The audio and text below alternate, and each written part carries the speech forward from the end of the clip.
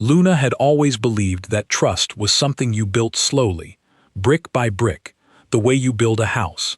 She never imagined that one ordinary Tuesday evening, while folding warm laundry in the hallway of her own home, she would hear the walls of that house crack in a single sentence.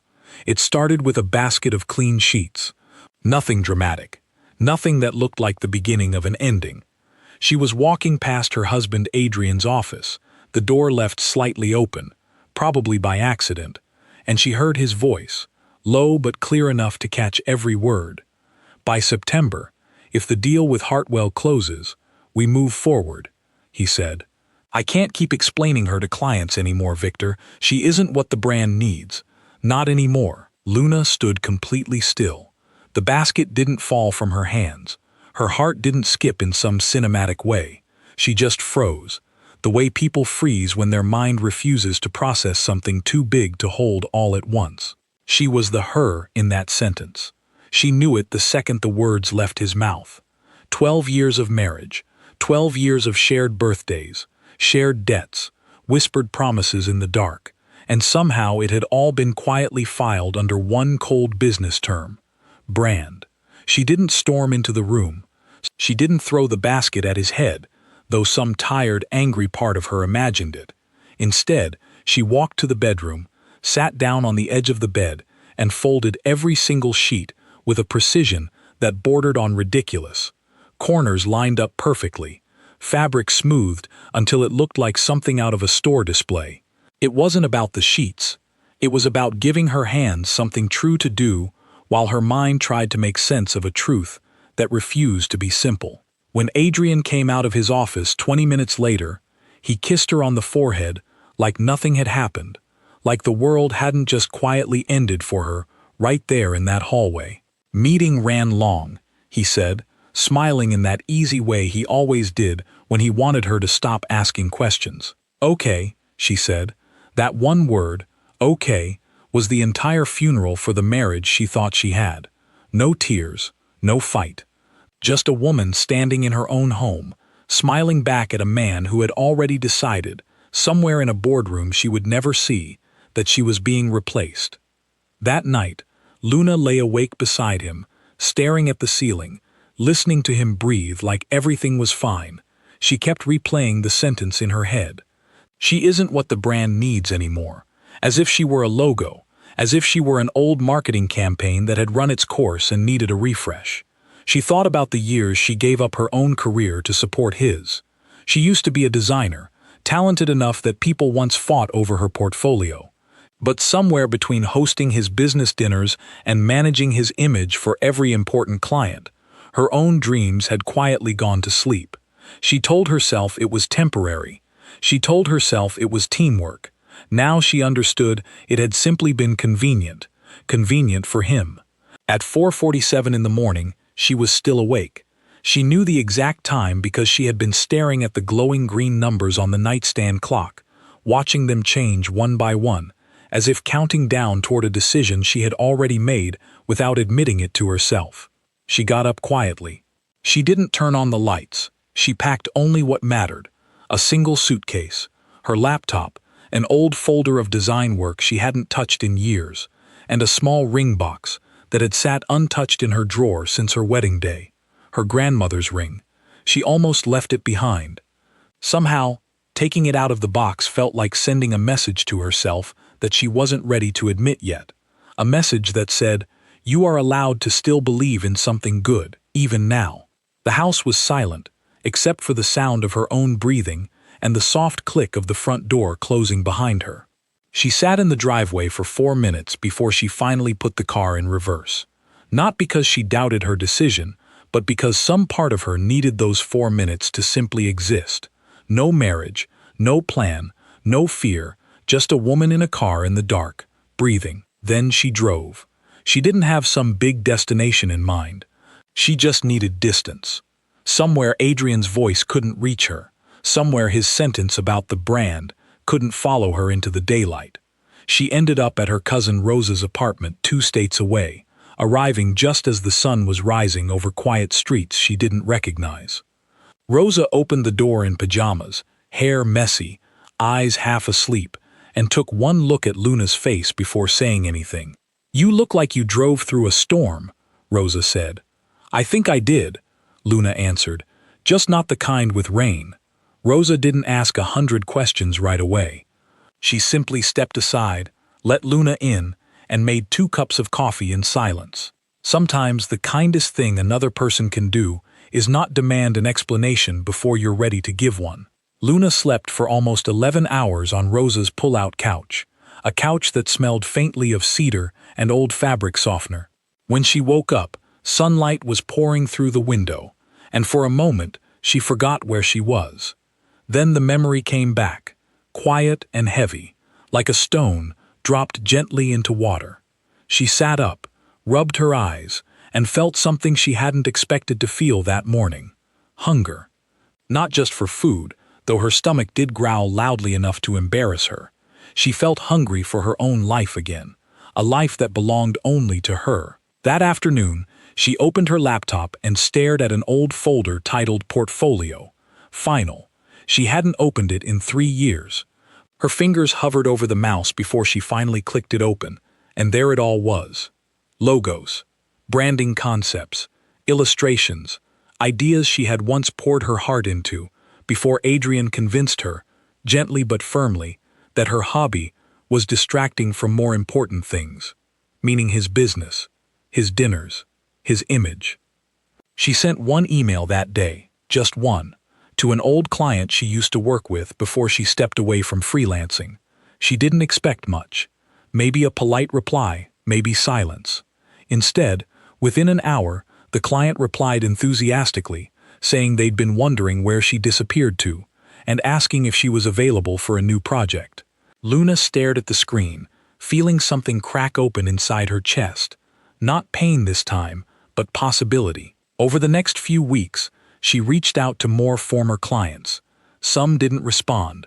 Some had moved on to other designers, but a few remembered her work, remembered her reliability, and were thrilled to have her back. Slowly, quietly, without any dramatic announcement, Luna began rebuilding the version of herself she had put away for someone else's comfort. It wasn't easy. There were nights she cried over an empty bank account, wondering if she had made a mistake leaving the financial safety of her marriage. There was one particularly bad afternoon where she broke down in a parking lot after a client rejected her pitch, sitting in her car with her forehead against the steering wheel, wondering if she was strong enough to build a life from nothing. But she always got back in the car, every single time. Meanwhile, back at the house she left behind, Adrian was dealing with a very different kind of collapse. He had told friends, co-workers, even distant family members, that Luna had left because of some kind of episode.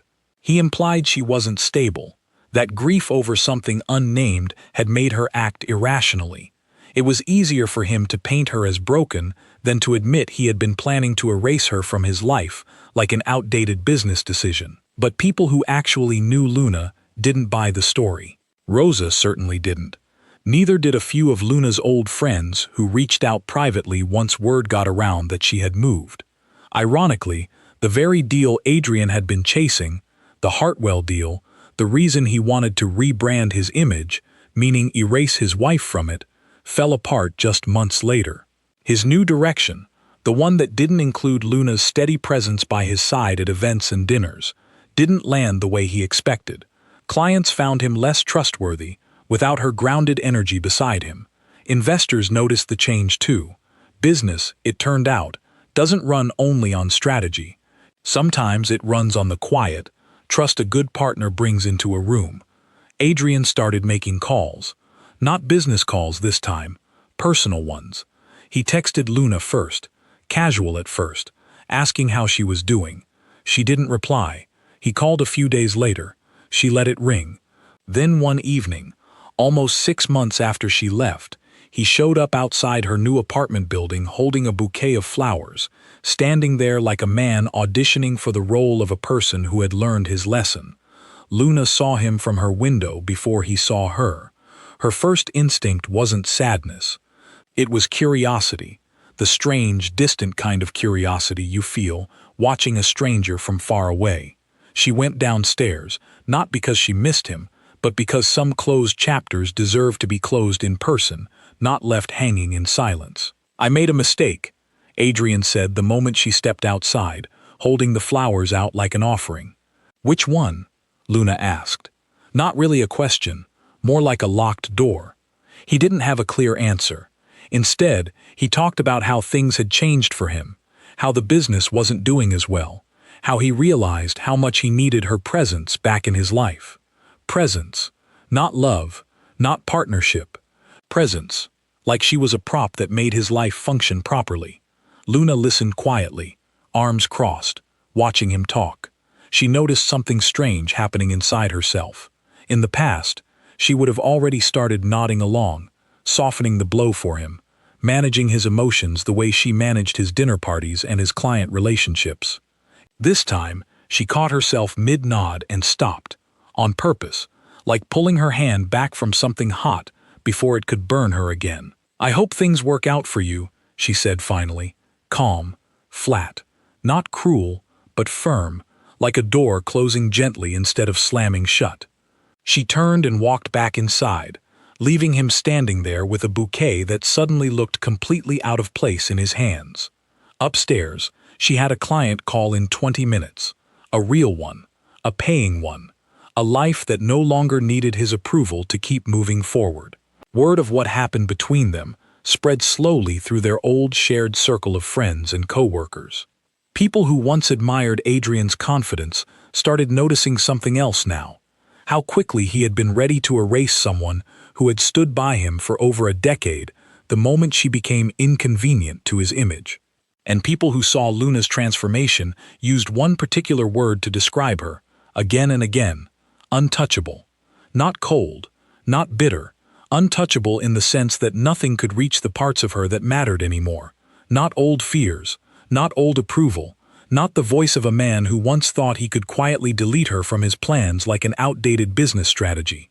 Luna kept her grandmother's ring on a small shelf near her desk, still in its box, still unworn, not as a wound to look at every day, but as a quiet reminder, proof that some things survive being sorted through, whether or not the world planned for them to. Months turned into a year.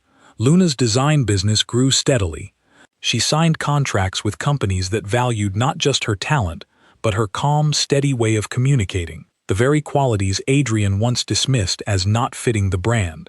Funny how the same qualities considered a weakness in one place became someone else's greatest strength in another. She moved into a bigger apartment eventually, one with large windows that let in soft morning light, the kind of light she used to only imagine in the daydreams she had while managing someone else's life. She hung her own artwork on the walls this time. She played her own music, cooked her own meals, planned her own days. Rosa visited often, bringing loud laughter and even louder opinions about Luna's dating life, which, for now, didn't exist. Not because Luna was closed off, but because she was simply enjoying being whole on her own first. "You don't need anyone completing you," Rosa told her one evening over dinner. "You already look complete." Luna smiled at that, quietly proud of a version of herself she had almost lost the chance to meet. As for Adrian, life moved on without dramatic punishment or grand karma. He continued running his business, rebuilding relationships, learning, perhaps too late, that people are not brand assets to be managed, but human beings who deserve honesty, not strategy meetings held behind closed doors. Sometimes, late at night, Luna would think back to that hallway, to the laundry basket, to the sentence that changed everything. She didn't feel anger anymore when she remembered it. She felt something closer to gratitude, strange as that sounded. Because that one overheard sentence, painful as it was, had pushed her out of a life that slowly asked her to disappear, and into one that finally asked her to show up, fully and only as herself. Her story wasn't about revenge. It wasn't about proving someone wrong just to feel satisfied. It was about a woman who woke up one morning at 4:47, made a quiet decision in the dark, and somehow found her way back to the version of herself she had almost forgotten existed. And in the end, that quiet, steady return, not loud, not bitter, just deeply, permanently sure of herself, was the most powerful thing she could have ever built.